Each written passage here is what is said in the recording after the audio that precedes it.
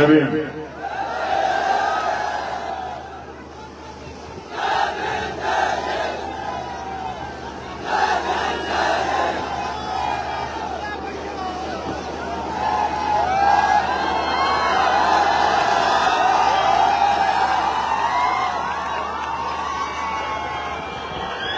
ये जो मेरे दाईं तरफ जो नौजवान खड़े हैं,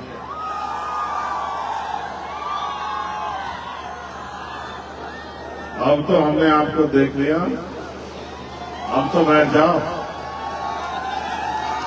अगर हमसे प्यार करते हो तो बैठ जाओ। हमारे कहने के बाद भी पुलिस की किसी और की जरूरत पड़े तो फिर बेकार। अगर हमने तुमसे कुछ मांग लिया और तुम लोग उसको पूरा ना करो तो फिर बेकार।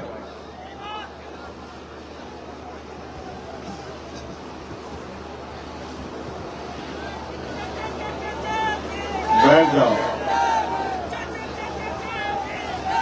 तुम्हारा नाम नहीं लिया गया?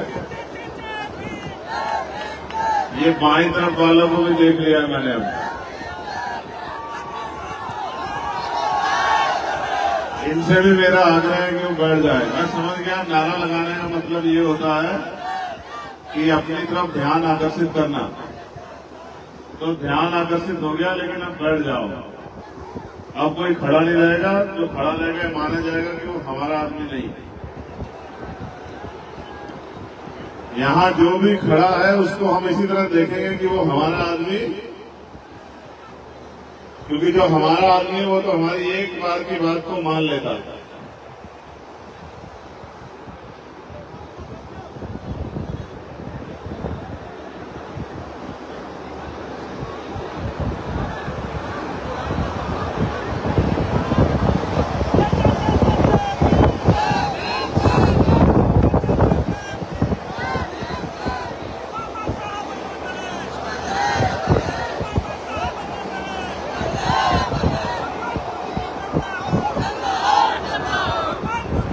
मैं धन्यवाद दूंगा आज के इस कार्यक्रम के जो आयोजक साथी हैं,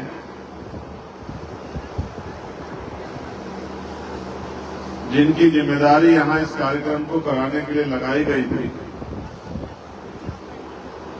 भाई राहुल भारती जी, मनोज चौधरी जी, हमारे जिलाध्यक्ष देवेश कुमार जी, इस्लाम राणा जी, पंकज मौर्य जी, वसीर खान जी, अनिल कुमार जी, अजय आजाद जी, राम नेवल बोध जी, केशव राम जी, मिल्कीपुर विधानसभा के अध्यक्ष विष्णु प्रताप जी, गुलशन भारती जी, असलम भाई, ओम प्रकाश, भाई मुकेश गौतम जी, दूधनाथ यादव जी, अमित गुर्जर जी, राजकृष्ण मिथुन जी, हमारे जोन के प्रभारी अवनीश निगम जी, आबिद जी, अरबाबुल हक जी, ब्रजेश यादव जी, हमारे भीम आर्मी से मनीष आजाद जी, सुरजीत कुमार जी, रुपेश राव जी, आलोक बोध जी, करण आजाद जी, संदीप भारती जी, जयनाथ जी, सतीश राज जी, रमेश कुमार जी, विनोद राजवंशी जी, रघुनाथ जी, मोहित आजाद जी। और ये हमारी एक और लिस्ट मेरे पास है ब्लॉक कमेटी की। राम मूरत जी, सिद्धू जी, भोला भारती जी, सत्यम जी, जितेंद्र जी, रमेश जी, डॉक्टर आकाश जी, हरिराम जी, सुभाष जी, धनी आजाद जी, सुरेश आजाद जी, रामचंद्र जी, विशाल अम्बेडकर जी, नीरज कुमार जी, संजय रावत जी। मैं आप सबका बहुत बहुत धन्यवाद करता हूं। मेरे साथ चल के आए पार्टी के प्रदेश अध्यक्ष सुनील कुमार चित्तौड़ जी और महासचिव डॉक्टर आकिब साहब का भी मैं धन्यवाद करता हूं। और सबसे ज्यादा धन्यवाद करता हूं यहां उपस्थित इस मिल्कीपुर विधानसभा अयोध्या क्षेत्र की महान जनता का, जो माएं बहनें हमारी बैठी है यहाँ, इनका धन्यवाद। हमारे नौजवान साथियों का धन्यवाद और जिम्मेदार साथी हैं उनका भी धन्यवाद। अब मुझे नहीं पता कि ये टेंट कैसे अधूरा है, हवा में उड़ गया या नहीं लगा, तो मुझे जानकारी नहीं है। इसकी जानकारी आपको ज्यादा हो सकती है, लेकिन मैं कोशिश करूंगा कि कम समय में अपनी बात खत्म कर दूं, जो आपको ज्यादा परेशानी का सामना न करना पड़े। और मेरा ऐसा भी विश्वास है कि जिस उद्देश्य के लिए मैं यहाँ आया हूँ, आप मेरे उस उद्देश्य को भी समझेंगे। अपनी बात को शुरू करने से पहले मैं नमन करूंगा बाबू मित्र सेन यादव जी को, जिन्होंने अयोध्या में बहुजन मूवमेंट को घर घर तक पहुंचाने का काम किया। सम्मानित साथियों, आज इस अवसर पे बहुजन समाज में जन्मे सभी संतों, गुरुओं और महान पुरुषों को भी मैं नमन करता हूं। ये ब्लैक कलर की गाड़ी किसी की खड़ी हुई है, स्कॉर्पियो, कोई साथी देख के इसकी लाइट बंद करवा दे। लाइट है, रिफ्लेक्शन है, मुझे नहीं पता। हाँ, लाइट भी बंद होगी, ठीक है, बैठ जाओ। कोई महान पुरुष उसमें शायद होगा जिसने लाइट जला रखी है। महान पुरुष ऐसे थोड़ा ही पहचान आते हैं, अपने कर्मों से पहचान आते हैं। बाकी तो सब लोग एक जैसे ही रखते हैं। बैठ जाओ, अगर तुम खड़े होंगे तो छोड़ देंगे माइक, आज अभी यही गए। अगर तुम में से एक भी खड़ा हुआ तो याद रखना, बात बीच में छोड़ देंगे। बैठ जाओ, और तुम लोग भी मत खड़े रहते, वॉलेंटियर साथी पीछे आ जाओ, वहां से हटो तुम लोग, तुम्हें देख के खड़े हो रहे वो लोग। बस अब तुम में से एक भी खड़ा नहीं दिखना चाहिए। तुम में से एक भी खड़ा दिखा तो समझो वहीं बात रोक दी जाएगी, और जो खड़ा हो जाए उसको आराम से बिठा लेना। ये देखो, ये धूप में तुमसे ज्यादा ताकतवर तरीके से बैठे। तो बहुजन समाज में जन्मे सभी संतों, गुरुओं और महान पुरुषों को नमन करते हुए मैं आज यहाँ मिल्कीपुर में अयोध्या जिले में आपके बीच आपसे और यहाँ उपस्थित हर एक व्यक्ति से, और यहाँ से जाने के बाद जब आप गांव देहात में लौटोगे तो मेरे संदेश को आप लोग लेके जाना, इसके लिए हमने सभा बुलाई। मैं यहाँ आपको कुछ देने के लिए नहीं आया, मैं यहाँ आपसे कुछ मांगने के लिए आया। और मांगने के लिए इसलिए आया हूँ क्योंकि ये लोकतांत्रिक देश है और जनता के हाथ में सबसे बड़ी ताकत है। आप ऐसे करके देखोगे तो आपको अपने हाथ खाली दिखाई देंगे, लेकिन जब 5 साल में एक बार समय आता है कि आपकी उंगलियों में जो ताकत है उसका आप प्रयोग करो। अगर आपने वो प्रयोग मेरे कहीं से कर लिया तो मैं लिख कर देता हूं कि आपके हाथ खाली नहीं रहेंगे कभी भी। आपके हाथ में अधिकार होंगे, सम्मान का जीवन होगा, और कोई किसी तरह की मुसीबत आपके आसपास नहीं आ पाएगी। क्योंकि लंबे समय से हम लोग व्यवस्था का दरवाजा खटखटा रहे हैं। कभी किसी पार्टी से, कभी किसी नेता से उम्मीद करते हैं कि वो हमारी आवाज को उठाएगा, कभी किसी व्यक्ति से, कभी किसी विचार से उम्मीद करते हैं कि इनके जरिए हमारा भला होगा, लेकिन ये सच नहीं है। अगर आप चाहते हैं आपका भला हो तो भला तभी संभव है जब आप डॉक्टर बाबा साहब अम्बेडकर के संविधान को इस देश में लागू कराओ। जब इस देश में डॉक्टर बाबा साहब अम्बेडकर का लिखित संविधान लागू होगा और देश संविधान के हिसाब से चलेगा, तभी जाके आपकी जिंदगी में बदलाव आएगा। और संविधान को लागू वही करा सकते हैं, संविधान को जिम्मेदारी से वही चला सकते हैं जो सत्ता में होते हैं। लोकतंत्र में वोट के आधार पर सत्ता तय होती है। इतनी भारी संख्या में नौजवान यहाँ आए हैं और वहाँ ऊपर कोने कोने तक बैठे हैं, इधर भी बहुत दूर दूर तक पूरे ग्राउंड में फैले हुए हैं, वहाँ सामने तो किसी छत पर चढ़ के बैठे हुए हैं। लेकिन आप मुझे बताओ, क्या आज देश में गरीब को सम्मान की जिंदगी मिल रही है क्या? बताओ, मिल रही है क्या? और अगर मिल नहीं रही है तो ये तमाम सरकारें और तमाम नेता और ये किस काम के हैं? जनता के। आप महसूस करके देखो, महसूस करके देखो। जो बुनियादी जरूरत है हमारी एजुकेशन, शिक्षा, अभी शिक्षा का बजट जारी हुआ तो शिक्षा का बजट सरकार ने कम कर दिया। क्यों कम कर दिया? कि हमारे देश में बहुत अच्छी शिक्षा मिल रही है, बजट कम कर दिया। बजट इसलिए कम कर दिया क्योंकि सरकार को लगता है कि बजट बढ़ेगा तो ग्रामीण क्षेत्रों तक भी अच्छे स्कूल कॉलेज खुलेंगे, जो आवश्यकता है टीचरों की पूरी होंगी। तो इससे होगा क्या कि गरीब का बच्चा भी पढ़ेगा और पढ़ लिख के डॉक्टर, इंजीनियर, वकील, जज बन के इस देश में अपने और अपने परिवार के लिए स्वाभिमान सम्मान की जिंदगी प्राप्त करेगा, रोटी रोजगार की व्यवस्था करेगा। और सरकार नहीं चाहती कि गरीब लोग जो है रोटी रोजगार प्राप्त करें या सम्मान का जीवन जिए। इसलिए जो हमारा सबसे बुनियादी हथियार है, आप याद करके देखो बाबा साहब अम्बेडकर ने क्या कहा। उन्होंने कहा शिक्षा शेरनी का वो दूध है जो भी पिएगा वो दहाड़ेगा। लेकिन आप महसूस करो, ये बात अभी मैंने 2 दिन पहले पार्लियामेंट में कही थी कि बाबा साहब ने कहा था कि शिक्षा शेरनी का वो दूध है जो पिएगा वो दहाड़ेगा। अगर मैं आज पार्लियामेंट में खड़ा हूं तो इस शिक्षा की वजह से खड़ा हूं, या फिर जो जनता ने मुझे वोट देके भेजा इस वजह से खड़ा हूं। आप ये बताओ, क्या कोई गरीब का बेटा डॉक्टर, इंजीनियर बन सकता है इस देश में? अगर सरकारी कॉलेज में नंबर नहीं आया तो करोड़ों रुपए की डोनेशन लगती है। हर माँ बाप चाहते हैं उनका बेटा डॉक्टर, इंजीनियर बने, तो बनेगा कहाँ से जब सरकारी स्कूल तो गवर्नमेंट बंद कर रही है और प्राइवेट स्कूल बड़े बड़े खुल गए हैं। और प्राइवेट स्कूलों में शिक्षा इतनी महंगी है कि लाखों लाखों रुपए का खर्चा कोई गरीब परिवार वहन नहीं कर सकता है। जिस देश में 80 करोड़ लोग सस्ता राशन, 5 किलो राशन लेके अपना जीवन यापन कर रहे हो, यानी कि रोटी रोटी पे जी रहे हो, आप महसूस करो क्या वो अच्छी पढ़ाई अपने बच्चों की करा सकते हैं? बताओ, करा सकते हैं? सोचो, महसूस करो, इस देश में लाखों लोग अच्छा इलाज न मिलने के कारण मर जाते हैं।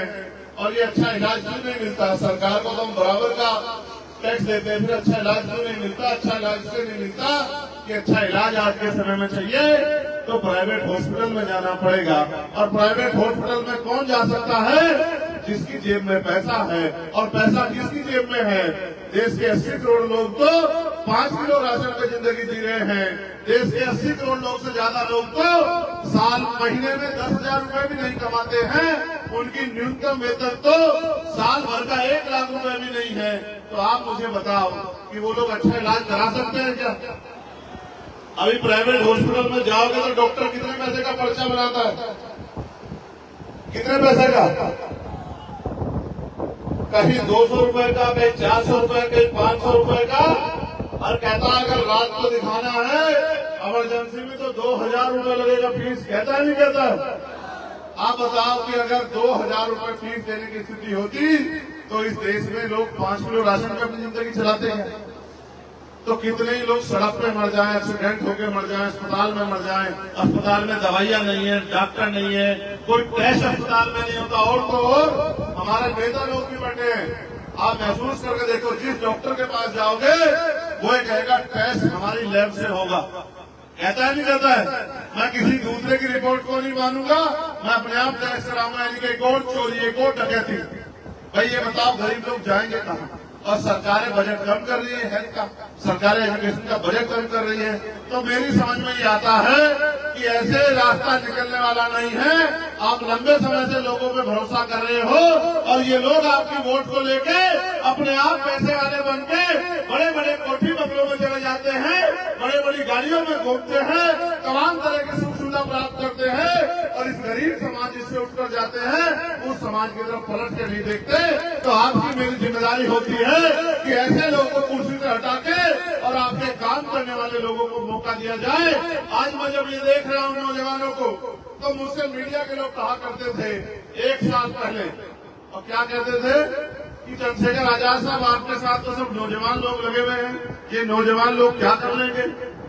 तो मैं इनसे कहता था कि संघर्षों के साए में घनघोर जवानी पलती है और जिस ओर जवानी चलती है उस ओर जमाना चलता है। ये मेरी बात को मानते नहीं थे, लेकिन जब नगीना में आपने अपने मेहनत प्रयास से और अपना सांसद जिता दिया तो अब ये लोग मुझे कहने लगे हैं कि ये नौजवान तो अब उत्तर प्रदेश की काया बदल के रख देंगे। ये नौजवान तो जब इन्होंने सांसद जिता दिया तो अब ये अपने विधायक जिता के भी अपनी राजनीतिक ताकत उत्तर प्रदेश में बना सकते हैं और गरीब को उनका हक अधिकार दिला सकते हैं। तो ये जो जवानी या नौजवान बैठा है, मैं इनसे पूछना चाहता हूँ, क्या ये गरीबी बेबसी की जिंदगी अच्छी लग रही है? क्या इस गरीबी बेबसी की जिंदगी में मजा आ रहा है? कभी आपने मुख्यमंत्री जी की रैली देखी है क्या? अगर देखी हो तो बताओ, ऐसा टेंट होता है क्या? ऐसा टेंट होता है क्या? और कैसा टेंट होता है? हमारे बदन पे पहने हुए कपड़ों से भी अच्छे कपड़े का टेंट होता है नहीं होता, बताओ? और बड़े बड़े सोफे, एसी, कूलर और ये और वो और पानी और सब चीज। और यहाँ देखो, क्योंकि ये गरीबों की रैली है, गरीबों की, ये गरीबों की, कमजोरों की रैली है, इसमें ना टेंट है, ना बड़े बड़े गद्दे कुर्सियां हैं, ना एसी लगा हुआ है, पंखा भी, लाइट चली गई ऐसा लग रहा है। उत्तर प्रदेश में वैसे तो लाइट आती नहीं है, और आती भी है तो सोने के तारों में आती है। बिजली का बिल इतना आता है कि गरीब की जेब कट जाती है। तो पंखे भी जो चल रहे हैं इस हवा से चल रहे हैं जो कुदरत चला रहे हैं। मैं आपसे कहना चाहता हूं, हम तो मेहनत कश लोग हैं, किसान मजदूर समाज से आते हैं। हमने तो इससे पूरे दिन देखे हैं, गर्मियों में पसीना बहा के कुछ पैसे कमा के अपने पेट का, अपने परिवार का पेट पाला है। ये गर्मी हमारा कुछ नहीं बिगाड़ सकती। लेकिन मैं आपसे पूछना चाहता हूं, क्या इस देश में हमें सुख सुविधा लेने का अधिकार है या नहीं है? क्या हमें सम्मान से जीने का अधिकार है या नहीं है? क्या हमारी माँ बहनों को इज्जत की जिंदगी जीने, सम्मान की जिंदगी जीने का अधिकार है या नहीं है, बताओ? कितने लोग चाहते हैं कि हमें गरीबों को भी, दलित, पिछड़े, कमजोर समाज के लोगों को भी इज्जत की जिंदगी मिलनी चाहिए। जरा हाथ उठा के बताओ। हाथ उठाने को कहा, खड़े होने को नहीं कहा। और खड़े होने के साथ क्या शर्त थी, पता है या नहीं पता है?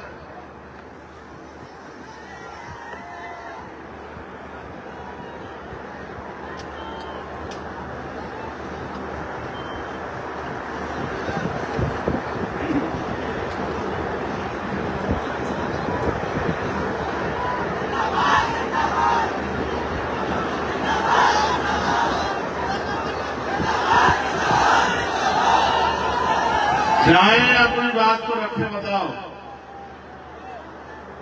तो तुम्हें लगता है कि हम तुमसे झूठ बोलते हैं? जब हमने तुमसे कह दिया कि तुम अगर खड़े हो जाओगे तो हम बोलेंगे नहीं, तो फिर तुम लोग क्यों खड़े हुए? बताओ, क्यों खड़े हुए फिर तुम लोग? हम बैठ के थोड़ा ही बात रख रहे, हम भी तो आपकी तरह खड़े ही थे। लेकिन जब आप पे बैठने का अवसर है तो क्यों नहीं बैठ रहे? अब की बार अगर तुम लोगों ने मिस्टेक की तो फिर हमें हमारी बात का पालन करना पड़ेगा। तुम देख लेना क्या। तो मैं आपसे कह रहा था कि गरीबों को भी इज्जत की जिंदगी जीने का अधिकार मिलना चाहिए, मगर मिलेगा कैसे? मांगने से या क्या मिलता है? क्या मिलता है मांगने से? मांगने से मिलती है भीख, और भीख मांगने वाले क्या कहते हैं? तो कब तक आप इस भीख के चक्कर में पड़ जाओगे? लोकतंत्र में वो शक्ति है कि जो हाथ आपका आज मांगने की तरफ है, अगर वोट से ताकत बना लोगे तो मांगने वाले भी रहोगे देश में, देने वाले बन जाओगे। जिस दिन देने वाले बन गए उस दिन आपको गर्मी में कपड़ा नहीं पड़ेगा। बताओ, नौकरी देने की शक्ति किसके पास है? मेरे पास है या सरकार के पास है? बताओ बताओ। रोजगार देने की शक्ति किसके पास है? मेरे पास है, सरकार के पास है? बताओ बताओ। अच्छा हॉस्पिटल बनाने की शक्ति किसके पास है? मेरे पास है, सरकार के पास है? बताओ बताओ। उद्योग धंधे लगाने की शक्ति किसके पास है? मेरे पास है, सरकार के पास है? बताओ बताओ। अच्छा स्कूल खुलवाने की जिम्मेदारी किसके पास है? ताकत किसके पास है? मेरे पास है, सरकार के पास है? बताओ। सब कुछ तो सरकार के पास है। और आप अगर अपनी ताकत नहीं बनाओगे, आप सरकार नहीं बनोगे, तो कैसे बदलाव हो जाएगा भाई?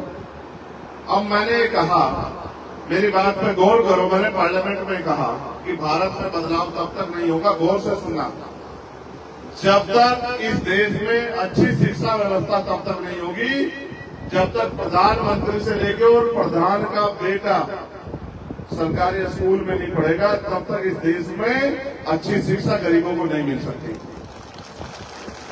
जब प्रधानमंत्री से लेके, मुख्यमंत्री लेके, राष्ट्रपति से लेके, राज्यपाल से लेके सारे मंत्री, विधायक, सांसद, जिसमें मैं भी, और जितने क्लास 1, क्लास 2, क्लास 3, क्लास 4 के अधिकारी हैं, जितने भी वो नेता हो, अभिनेता, जितने लोग जो सरकारी सुरक्षा लेते हैं, सुविधा लेते हैं, तनख्वाह मिलती है, मानदेय मिलता है, जब तक उनके बच्चे सरकारी स्कूल में नहीं पढ़ेंगे तब तक इन सरकारी स्कूलों में सुविधा नहीं आने वाली। क्योंकि सुविधा तब आएगी जब एक ही कमरे में क्लास 4 के बच्चे बैठे होंगे, एक बच्चा मुख्यमंत्री जी का होगा, दूसरा बच्चा कलेक्टर साहब का होगा, तीसरा बच्चा एसएसपी महोदय का होगा, चौथा बच्चा सीओ महोदय का होगा, पांचवा बच्चा हमारे जैसे किसान मजदूर के परिवार का होगा, छठा बच्चा सफाई का काम करने वाले का होगा और सातवां बच्चा खेतों में मजदूरी करने वाले का होगा। जब तक ये नहीं होगा तब तक अच्छी शिक्षा नहीं आएगी। जिस दिन ये हो गया, न मास्टर की कमी होगी, न स्कूल गिरने वाला होगा, न पंखों की कमी होगी, न किताबों की कमी होगी, बेहतर से बेहतर शिक्षा मिलेगी। ये होगा बदलाव। और फिर अच्छा इलाज कब मिलेगा? जब राष्ट्रपति से लेके और गांव में रहने वाले प्रधान के बच्चे का भी इलाज और उनका खुद का इलाज भी सरकारी अस्पतालों में होगा। तब आएगी सरकारी अस्पतालों में सुविधाएं। कैसे? अगर मुख्यमंत्री जी बीमार हो जाए, मैं तो नहीं करता, हमारे यहाँ अच्छे मुख्यमंत्री बेचारे बीमार हो जाएं, लेकिन क्योंकि ये तो बीमारी आदमी के साथ होती है, मैं उदाहरण के तौर पर कह रहा हूँ, अगर कोई भी नेता बीमार हो जाए और उसको प्राइवेट हॉस्पिटल में ना जाने जाए, सरकारी हॉस्पिटल में लाया जाए, तब उसको पता लगेगा कि सरकारी हॉस्पिटल की स्थिति कैसी है। ना डॉक्टर है, ना दवाई है, ना कुछ है, ना कुछ है। तब जाके बदलाव होगा जब जिलाधिकारी को बीमारी होने पे जिलाधिकारी भी सरकारी अस्पताल में इलाज कराएगा। जब हम गरीब किसान मजदूर परिवार के लोग इलाज कराते हैं, तब आएगा अच्छा इलाज व्यवस्था, तब आएंगे डॉक्टर बढ़िया, तब जो है बाहर से दवाई नहीं लेके जाएगी, तब एक्सरे मशीन भी होगी, एमआरआई मशीन भी होगी और तमाम तरह की चीजें होंगी, तब जाके बदलाव होगा। और मैं फिर आपसे कहना चाहता हूँ, अगर बदलाव ना देखो, पॉलिसी बना के लाखों लोगों के लिए बदलाव किया जा सकता है। इंडिविजुअल व्यक्तिगत लाभ देके तो लोगों की मदद की जा सकती है। जैसे मुझसे कोई कहे कि भाई मेरा बच्चा बीमार है, मुझे कुछ पैसे दे दो, मैं दे दूंगा, तो एक बच्चे का इलाज हो जाएगा। लेकिन अगर पॉलिसी बन जाए तो करोड़ों बच्चों का इलाज मुफ्त में हो जाएगा, नहीं हो जाएगा? बताओ। अभी तो मैंने कहा था एमबीबीएस एमडी बनने के लिए करोड़ों रुपए चाहिए जब, लेकिन शिक्षा इस देश में समान हो जाएगी और शिक्षा मुफ्त हो जाएगी तो किसान का बेटा भी डॉक्टर इंजीनियर बन पाएगा, वकील जज बन पाएगा। जब उनकी जेब नहीं कटेगी, जब उनको जमीन गिरवी नहीं रखनी पड़ेगी, जब उनको कर्ज नहीं लेना पड़ेगा।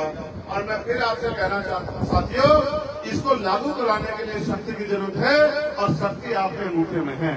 जितनी शक्ति आपने मेरे साथ खड़ी कर दी, आजाद समाज पार्टी की पॉलिसी के साथ खड़ी कर दी, वो दिन दूर नहीं कि पहले उत्तर प्रदेश में और फिर देश में ये होकर रहेगा। इसको कोई होने से रोक नहीं सकता है, क्योंकि अब गरीब जागरूक हो गए हैं, अपने अधिकारों के प्रति सचेत हो गए हैं। आप महसूस करो, और ये बात मीडिया के लोग भी सुन लो, हमने मांग की है कि देश की आजादी के 75 साल हो गए हैं, अब निजी क्षेत्रों में आरक्षण की व्यवस्था होनी चाहिए और SC ST OBC के लोगों को संख्या के आधार पर आरक्षण मिलना चाहिए। बताओ, मिलना चाहिए नहीं मिलना चाहिए? इस बात को भी समझो। 2% सरकारी नौकरियां हैं, 98% प्राइवेट सेक्टर है, 2% सरकारी नौकरियों में आरक्षण है और 98% प्राइवेट सेक्टर में आरक्षण नहीं है। 98% प्राइवेट सेक्टर किसका है? सुनो, प्राइवेट सेक्टर में तुमसे कोई पूछ ले, कहे भाई वो क्यों देंगे नौकरी? इसलिए देंगे क्योंकि सरकार प्राइवेट सेक्टर में जो लोग उद्योग लगाते हैं, 1 रुपया लीज पे लाखों बीघे जमीन उनको देती है, हजारों बीघे जमीन देती है, साथ करोड़ों रुपए का लोन उनको देती है बैंक से, साथ करोड़ों रुपए के टैक्स में छूट करती है। ये सारा पैसा हमारी मेहनत की कमाई का होता है। ये जमीनें जनता की होती है। जब ये जमीनें आप उनको देते हो, छूट देते हो, टैक्स में जो छूट देते हो और लोन देते हो, तो जनता का पैसा जब उनको देते हो तो जनता को हिस्सेदारी भी उसमें मिलनी चाहिए। इसलिए मैं कहता हूँ कि निजी क्षेत्रों में आरक्षण की व्यवस्था होनी चाहिए।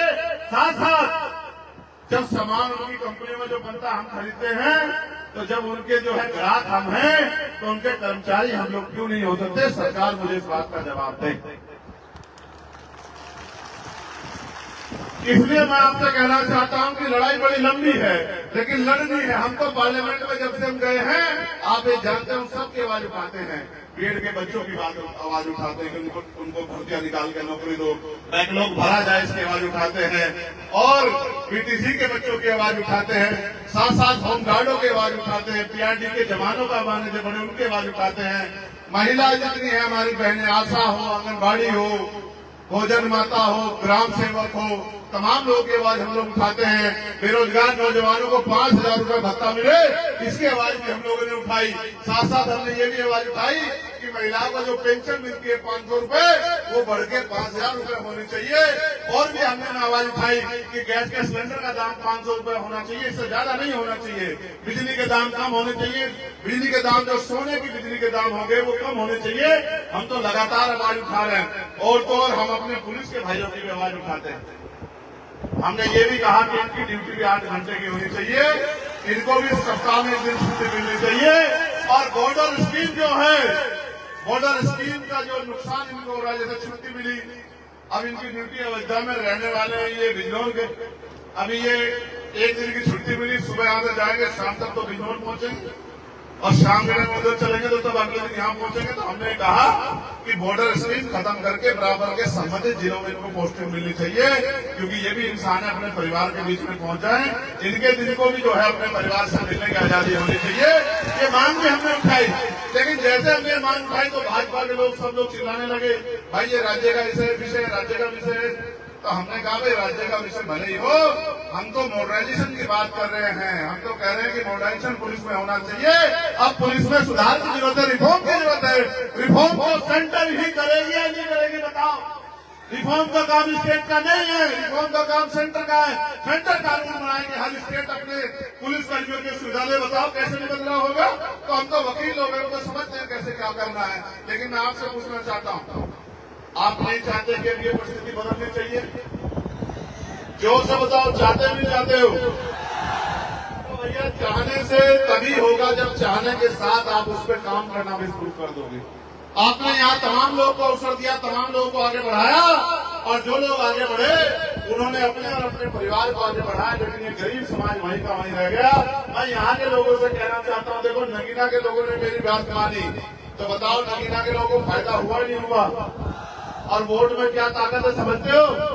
वोट में ताकत है। कल तक हम जहाँ सरकारी दफ्तरों में फिरते थे कि हमारे यहाँ सड़क बनवा दो, हमारे यहाँ बिजली घर बनवा दो, हमारे यहाँ स्कूल बनवा दो, हमारे यहाँ जो है ये गड्ढे भर गए हैं, इनको गड्ढों को बनवा दो, ठीक करवा दो, हमारे यहाँ जो है नल लगवा दो। आज आपकी ताकत से, आपके संघर्ष से आज हम पे वो निधि है कि हमारी एक कलम के साइन होने से कई कई किलोमीटर की सड़क बन जाएगी, और तमाम अधिकारी कर्मचारी हमारी बात को बेचारे जिम्मेदार को सुनते हैं। अगर ऐसी ताकत आप अपने क्षेत्रों में बना लोगे तो बताओ परिवर्तन होगा नहीं होगा? बताओ। तो अब मैं आपसे जो कहना चाहता हूं उसको गौर से सुन लो। अगर परिवर्तन करना चाहते हो तो परिवर्तन के लिए तैयार हो जाओ। बताओ कितने लोग तैयार हैं? ऐसे हाथ खड़ा करके बताओ। ऐसे हाथ खड़ा करने के साथ मुट्ठी भी बंद करने, जरा इशारे भी समझो। एक हाथ जिसकी मुट्ठी बंद है उसको ये मान लिया जाए कि वो लोग अपनी लड़ाई लड़ने के लिए तैयार है, पीली शर्ट वाले भाई को छोड़ के बस। अच्छा, वकील आदमी हूं, मेरी नजर चारों तरफ रहती है। चलो हाथ नीचे करो। तो अब जो मैं आपसे कह रहा हूं बताओ उसको पूरा कर दोगे नहीं कर दोगे? तो आज से आपको ये करना है कि आपको आज के बाद आप हजारों की संख्या में यहाँ हो, तो जितने भी रिश्तेदार आपके मिल्कीपुर में रहते हैं, अब कल से आपको उनको फोन करना शुरू करना है, और उनको फोन करके कहना है कि इस बार हमें इधर उधर नहीं देखना, इस बार हमें आजाद समाज पार्टी के प्रत्याशी को वोट देकर ताकत देनी। बताओ कर दोगे नहीं कर दोगे? और जितने नौजवान यहाँ हैं, और नौजवान में तो इतनी शक्ति है, और नौजवान तो देश की सेवा बॉर्डर पर करता है। मैं नौजवानों से कहना चाहता हूँ, बताओ एक दिन में 2 लोगों को तैयार कर दोगे नहीं कर दोगे? तो आज आप यहाँ हजारों की संख्या में हो, एक दिन में 2 लोगों को तैयार करोगे, मेहनत मजदूरी करके घर चलाने के लिए, रूखी सूखी रोटी खाने के लिए, जो सदियों से चला रहा है, कई कई घंटे काम करते हो, इज्जत की जिंदगी के लिए 1 घंटा लेकर रोज काम करोगे, और रोज 2 लोगों को भी तैयार कर दोगे, तो 1 महीने में कम से कम 1 लाख लोग तैयार हो जाएंगे। और जब 1 लाख लोग तैयार होंगे, और जिस दिन वोट डलेंगे और आपने आजाद समाज पार्टी का बटन दबा दिया, तो बताओ असेंबली का जो एमएलए है, जो हमारा मेंबर ऑफ लेजिस्लेटिव असेंबली है, कौन किसकी पार्टी का जीतेगा? बताओ किसकी पार्टी का जीतेगा? बताओ। और जब आजाद समाज पार्टी का मेंबर ऑफ लेजिस्लेटिव असेंबली जीतेगा, तो आप ये बताओ कि आपके हिस्से में इज्जत सम्मान आएगा नहीं आएगा? बताओ। बताओ आपकी बात को कहने वाला लखनऊ में कोई होगा नहीं होगा? जिस तरह से दिल्ली के बाद दिल्ली वालों से आपका अकेला चंद्रशेखर लड़ रहा है, तो यहाँ से मिल्कीपुर से भी एक दूसरा चंद्रशेखर जाके मुख्यमंत्री जी के सामने अपने लोगों के अधिकारों के लिए आपसे आंख मिला के आवाज खड़े करेगा नहीं करेगा? बताओ बताओ, चाहते हो नहीं चाहते हो ये? तो अब तुम लोग चुप रहना, सिर्फ महिलाओं से बात होगी। आप ये बताओ, हमारा निशान आपको पता है नहीं पता अभी तक? क्या है निशान? जोर से बताओ, आवाज क्यों आ रही है? अभी नहीं आई मुझे बात। चुप रहो, इसको बोलने दो बस। नहीं, मुझे नहीं सुनाई दे रहा। जोर से बोल के बताओ। मुझे तो पता नहीं, कुछ फलफा सुनाई दे रहा। बताओ क्या कह रहे हो? बताओ। जोर से नहीं बोलोगे तो मालूम है नहीं, मुझे सब सुनाई दे रहा है, लेकिन जब तक जोर से ये माइक में क्या होगा? हाँ बोलो, दो माइक दो। बताओ क्या है निशान? बताओ निशान क्या है? बताओ बताओ, हमारा निशान क्या है? बताओ। पीछे वालों को तो पूछो, किसी को पता है?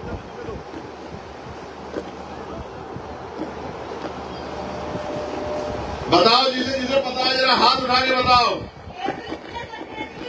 केतली पक्का? अरे ठीक है, माइक बंद करो। ये कभी चंद्रशेखर को ढूंढो, वहां चंद्रशेखर नहीं मिलेगा, वहां केतली मिलेगी। केतली के आगे का बटन दबाना पड़ेगा, तभी जाके ताकत बनेगी हमारी। समझ रहे हो? समझ रहे हो? अब तुम लोग बताओ क्या है निशान हमारा? और ये बताओ, केतली हमारा निशान है, आपका निशान है? हमारा निशान है, आपका निशान है, हम सबका निशान है। अब बताओ, ये केतली परिवर्तन का निशान है या नहीं है? अब बताओ, केतली को ताकत दोगे तो कौन ताकतवर होगा? अब दोनों हाथ उठाओ जो लोग